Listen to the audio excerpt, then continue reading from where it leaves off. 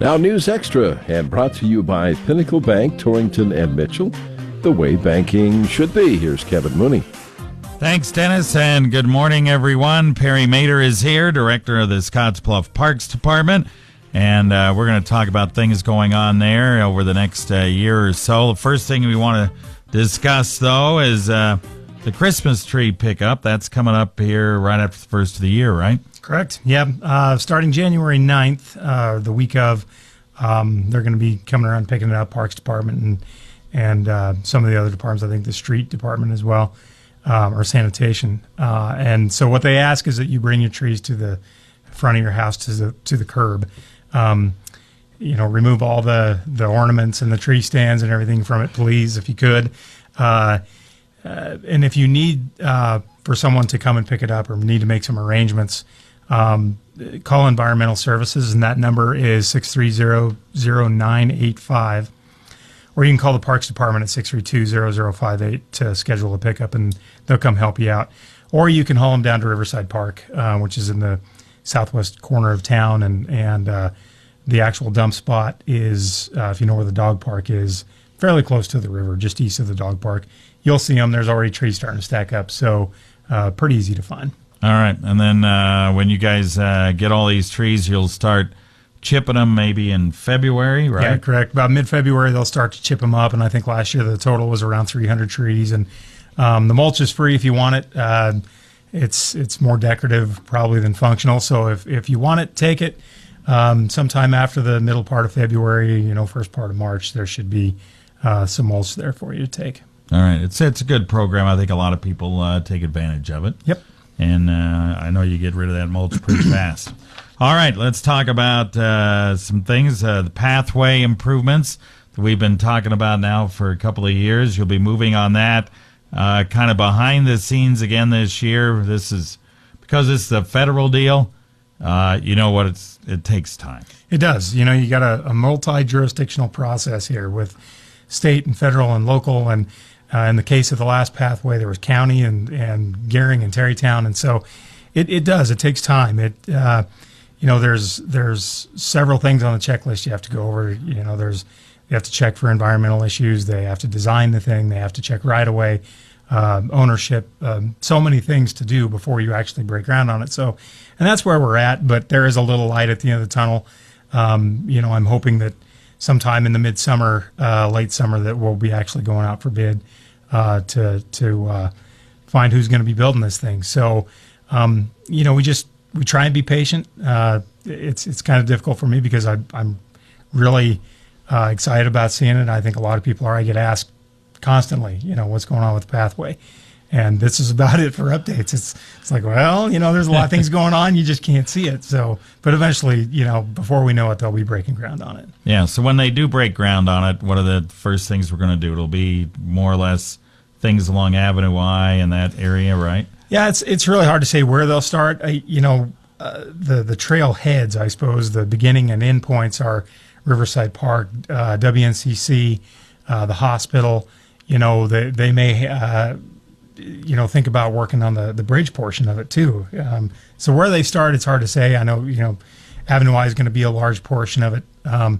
It's 5 miles of pathway. So, and it'll go from Riverside Park, like I said, to the hospital and WNCC. So it's a major project. It just, it takes a little bit of time, but I think once they get going, people will be surprised that it'll go by pretty fast. Yeah, if you did the bridge part first, that I don't know whether they're going to do that or not, but the bridge part, I think the bridge part is the part that people are going, I kind of want to see this pedestrian bridge. Right. And it's very impressive. It's over $1 million of a $3.5 million project is wrapped up in a pedestrian bridge.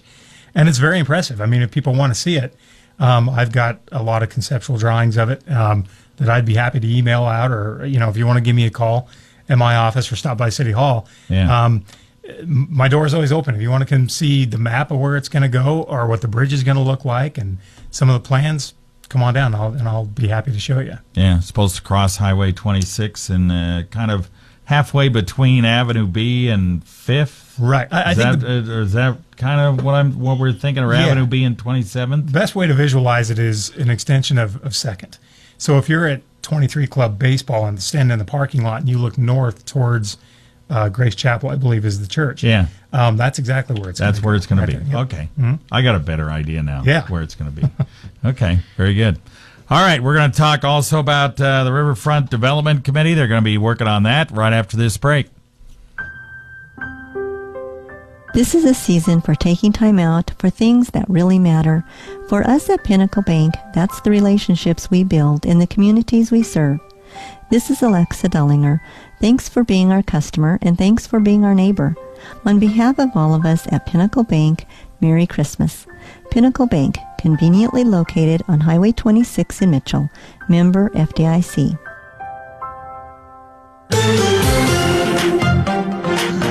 All right, we're back on News Extra. Perry Mader is here. We always welcome him from the Scottsbluff Parks Department. We're talking about things going on with the Parks Department for 2017, and one of the big things they're doing is reorganizing the Riverfront Development Committee again. Now, this is something that former council member Fiona Libsack was really involved in, and then when she left town to take another job, it kind of got put by the wayside. Yeah, it kind of fell apart, and I blame Fiona. I can say that because I'm sure eventually she's going to hear this. But yeah, it has taken on several different forms, and over the years there's been some really, really nice concepts. There's plans. Again, that's another plan that I have in my hip pocket that the federal government actually stepped in with a grant program and helped us design things and come up with, historical elements and there's some environmental amazing plans. And so. But the problem is, it's in a floodplain. It is. It's there's the floodplain and there's the floodway, which is worse. And unfortunately, right up against the pathway in the river is the floodway, and you really can't do a whole lot, if anything, in that area. So then you move further out towards the belt line, and that's the floodplain, and there's a little bit more flexibility there, but there's the permitting process, and it's almost worse than the pathway process that we just got done talking about. So but I don't want people to be discouraged because there's still a lot of things we'd like to do, and it's going to be minimal maintenance type things. We're talking mountain bike trails, just primitive stuff, primitive trails, not concrete and steel and all these things that we had talked about in years past. We're not necessarily talking hotels and restaurants and pie in the sky stuff, but we want to focus on some landscaping ideas and concepts, and because right now it's if you go along the pathway or use the river much, it's a lot of weeds. It's not very attractive, and are we doing our part to protect riverbanks and environment and the pathway, and so that's kind of what more of a focus group than a committee, I suppose. It's just the bottom line is public input. We don't want to move forward with any grand plans without some type of public involvement in the process. All right, the meeting, real quick, is January 17th. Is that right? Correct. January 17th, 6 p.m. at City Hall. Again, it's open to the public. If anybody wants to come down, if anybody wants to be part of this, again, you can come down and talk to me at City Hall. The more the merrier. That's how you get your best ideas. So, but that's the plan. All right, very good.